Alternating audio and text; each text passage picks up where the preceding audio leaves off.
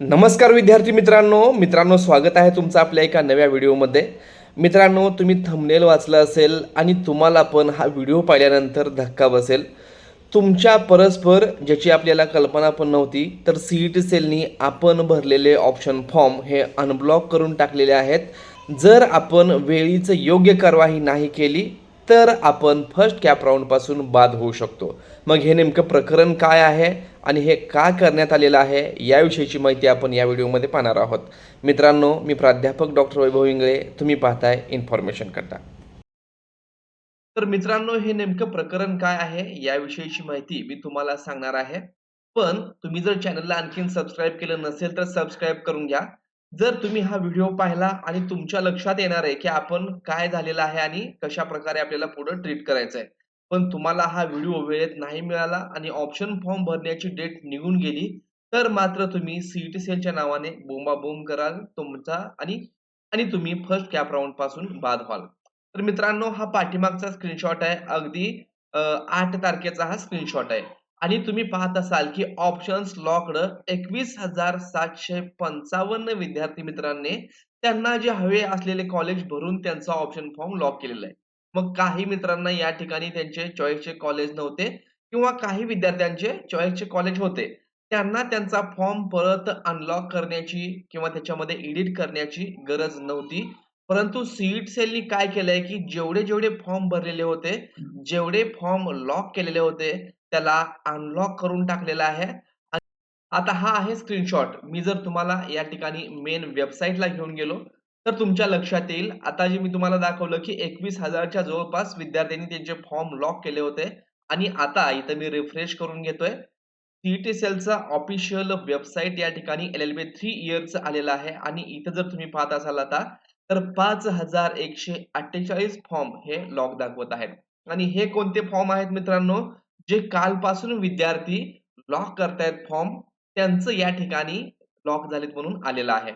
तुम्ही तुमच्या फॉर्ममध्ये जा, लॉग इनमध्ये जा आणि चेक करा तुमचा फॉर्म ऑटोमॅटिक अनलॉक झालेला आहे आणि विद्यार्थ्यांना याची पुसटशी कल्पना देखील नाही. तर मित्रांनो, आता मी तुम्हाला एक एक्झाम्पल या ठिकाणी दाखवतोय कॅन्डिडेट लॉग इनमध्ये जाऊन.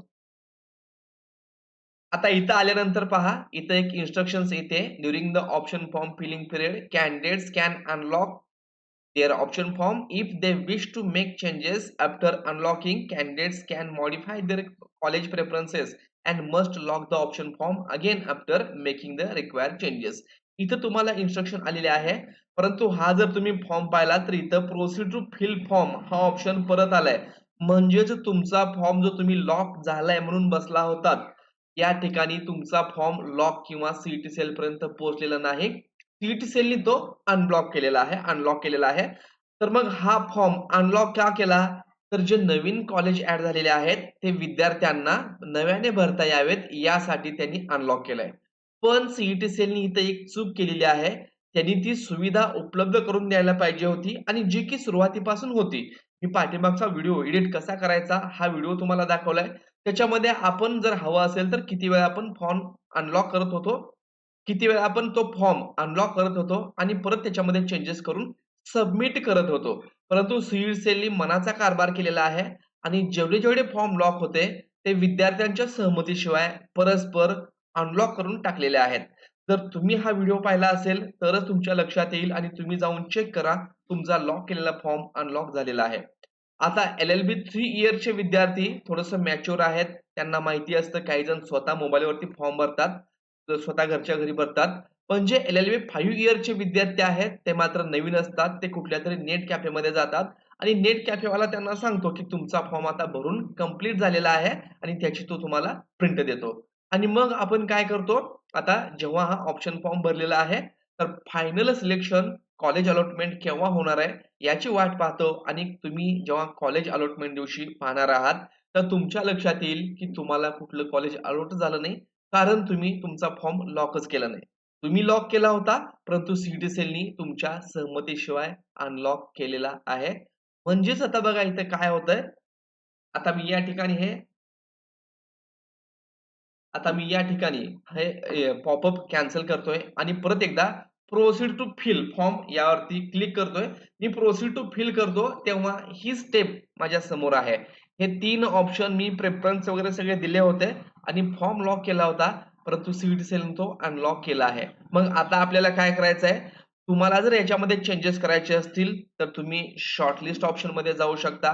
नवीन तुमचं कॉलेज ॲड झालं असेल तर वेल एंड गुड. ते तुम्ही तिथं ॲड करून घ्या. त्यासाठी काय करायचं हे प्रोसेस ऑलरेडी तुम्हाला माहिती आहे. मी इथं वेगळं काही सांगणार नाही. फक्त एक कॉलेज या ठिकाणी मी तुम्हाला ॲड करून दाखवतोय. सोलापूरचं दयानंद कॉलेज हे देखील आता याच्यामध्ये ॲड झालंय. हे देखील गव्हर्नमेंट एडेड कॉलेज आहे. खूप छान कॉलेज आहे सोलापूरमधलं आणि बऱ्याचशा विद्यार्थ्यांना माफक फीमध्ये गव्हर्नमेंटच्या रूलनुसार इथं फी घेतली जाते. तर मी हे एक माझ्या लिस्टमध्ये ॲड करतोय. इथं माझे 3 होते. आता याच्यामध्ये ॲड झालंय 4 कॉलेजेस झालेले आहे. मग मी आता काय करतो सेव्ह अँड नेक्स्ट करतोय आणि आता या कॉलेजला मला प्रेफरन्स देऊन घ्यायचा आहे. तर मी याला प्रेफरन्स काय करतोय 4 चा देतोय आणि आता सेव्ह अँड नेक्स्ट इथं तुम्ही तुमचे प्रेफरन्स चेंज देखील करू शकता. त्यासाठी रिसेट प्रेफरन्स करा. मग याला 1 दिलं, याला 2 दिलं, याला 3 दिलं, याला 4 दिलं. तुम्हाला जसे हवे आहेत तसे तुम्ही प्रेफरन्स देऊ शकता आणि सेव्ह अँड नेक्स्ट करायचं आहे. जर समजा तुम्हाला याच्यामध्ये काही चेंजेस करायचे नसतील, तर जेव्हा तुम्ही त्यावरती प्रोसीड टू फॉर्म वरती क्लिक करता, तुमच्या समोर असं पेज येईल. त्याला क्लिक करा, इथे चेकबॉक्सला क्लिक करा आणि कन्फर्म ऑप्शन फॉर्म करायला विसरू नका. जर तुम्ही हा व्हिडिओ पाहत नसाल, तुम्हाला माहितीच झालं नसेल की तुमचा फॉर्म त्यांनी स्वतःच अनलॉक केलाय. ॲक्चुअली हे विद्यार्थ्यांनी करायला पाहिजे होतं. सीईटी सेलनी तशी फक्त सोय करून द्यायला पाहिजे होती. ज्याला लॉक करायचंय तो लॉक करेल, ज्याला अनलॉक करायचं तो अनलॉक करेल.